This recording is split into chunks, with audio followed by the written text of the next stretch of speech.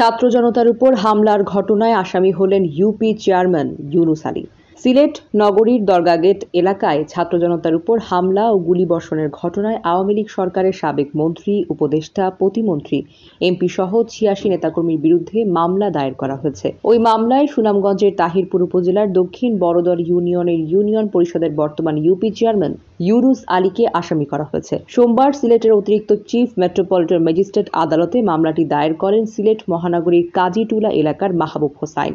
মামলায় ৮৬ জনের নাম উল্লেখ করে অজ্ঞাতনামা ৪০০ থেকে ৫০০ জনকে আসামি করা হয়। একই মামলায় অন্যান্য আসামিরা হলেন সাবেক আইনমন্ত্রী আনিসুল হক, সাবেক শিল্প ও বিনিয়োগ উপদেষ্টা সালমান এফ রহমান, সাবেক স্বরাষ্ট্রমন্ত্রী আসাদুজ্জামান কামাল সহ রয়েছেন। মামলায় বাদী সিলেট মহানগরীর কাজীটুলা এলাকায় মাহবুব হোসাইন জানান, সুনামগঞ্জ ১, তাহেরপুর, জামালপুর, ধর্মপাশা, মধ্যনগর আসনের সদ্য সাবেক সংসদ সদস্য রণজিৎ চন্দ্র সরকারকে নিয়ন্ত্রণে থাকা সব ধরনের চোরাচালান, জাদুকাটা নদীর বালু মহাল সহ বিভিন্ন অপকর্মের সঙ্গে জড়িত।